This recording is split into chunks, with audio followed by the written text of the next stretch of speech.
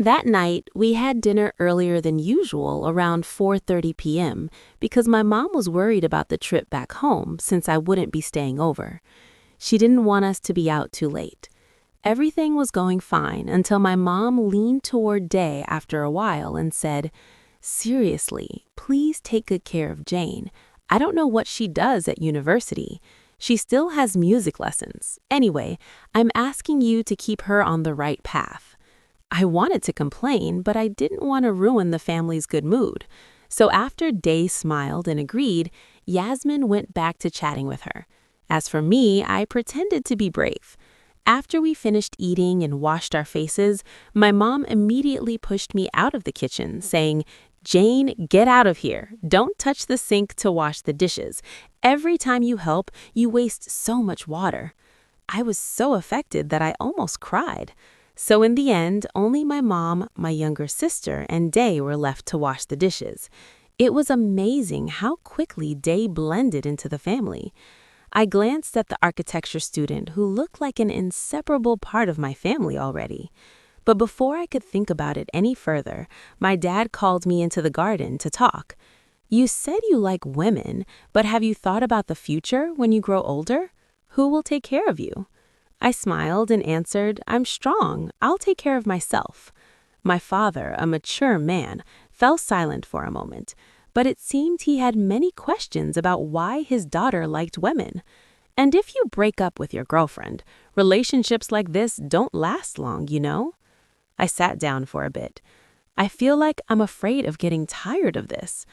How did your mother and I raise such a troublesome daughter like you?" "Dad, you're taking this too seriously. You shouldn't think that relationships between women don't last. Even relationships between men and women don't always last either. It all depends on the couple.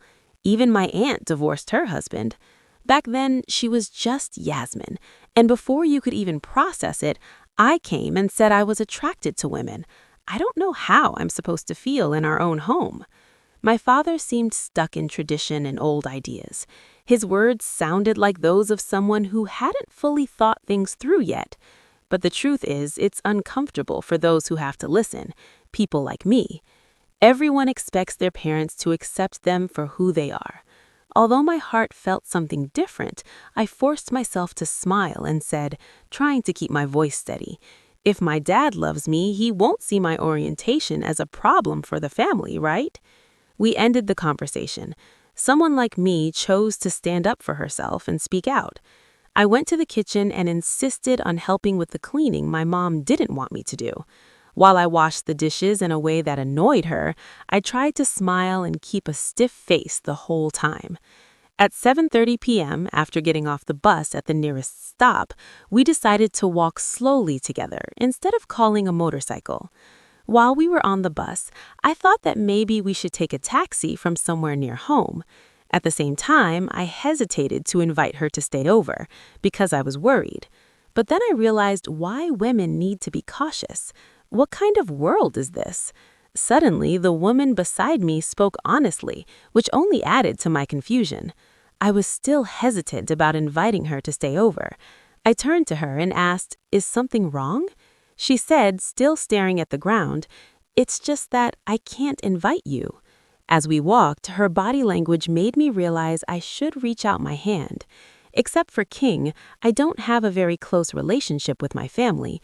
It's not that we don't get along, it's just that I tell my mom important things from time to time, but we don't really have time to see each other or even eat dinner together. Maybe my expression looked exaggerated because I really wanted to say a lot to comfort her. I wanted her to know she didn't need to feel embarrassed when I met her parents. She didn't see it as a problem at all. As for loneliness, I feel it sometimes too, when I don't talk to my friends or the group. One day, I sat alone for hours, lying there and feeling that way. Because of that, I understood her completely. She turned to me and smiled. Maybe my reaction wasn't dramatic enough to surprise her. After worrying for so long, the seriousness on her face softened into a gentle smile. "Thank you. You're very kind, Day. You praise me so much that I might just float away. And if I drift away from the world, what will you do then?" "If you drift away, I'll hold your hand right here." My face turned red in embarrassment when she squeezed my hand tightly as she said that. Today in particular, I felt the warmth of her hand in mine. No wonder the road home almost disappeared. I would have walked an extra 10 kilometers to the dormitory just to keep holding her hand. And tonight, will you be okay by yourself, or do you want to talk to me about something? Her gentle question made me stop and turn to her, completely surprised. Today, I'd tried to hide my discomfort the whole time. What could I say? She noticed. This is what I've been watching all along. I was surprised to hear that. In the past, when I was sad, I felt extremely upset, yet hardly anyone noticed.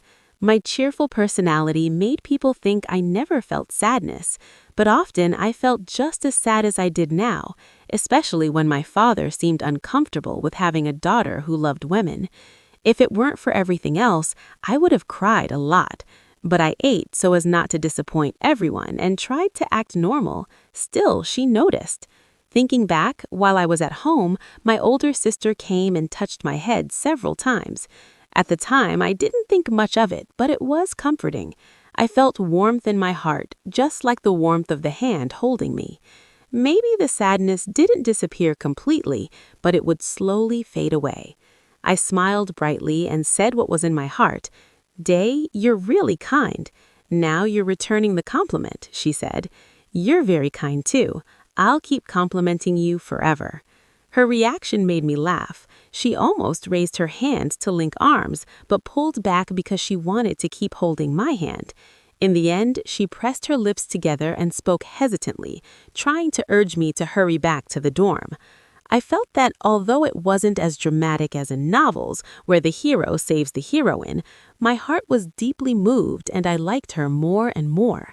My heart felt full of happiness. On the way, I tried to persuade her to stay. I even suggested she sleep on the floor. I didn't want her to go back alone in the dark, but Day refused, saying she still had work to finish. Even so, the time we spent together passed quickly. In a blink of an eye, we were at the dorm. We went upstairs and arrived at the door of my room. She walked me there. As soon as I opened the door and went in, she was probably going to leave. Her goal was simply to make sure I got home safely. But even though the distance we walked hand in hand wasn't long, my heart felt full. I couldn't hide this feeling anymore. I turned to the girl taller than me and called her name, Day. The beautiful young woman tilted her head slightly. "I feel like opening the door. You know that dating isn't the end, right?" "Yes, I know. It's just the beginning." "Exactly. After this, our love story will begin. Of course, we'll get to know each other little by little with all our strengths and flaws. We may argue or disagree sometimes, but we'll learn how to adapt, understand each other, accept each other, and share our stories. I understand. I'll do my best." "Me too." Now I could hear my heartbeat speeding up.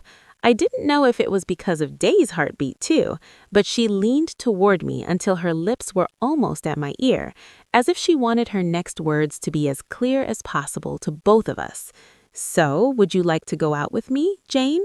she asked me directly, and my heart started pounding wildly. Finally, she was the one asking, and finally, I would answer her with all my love. Do like, comment, share, and subscribe for more.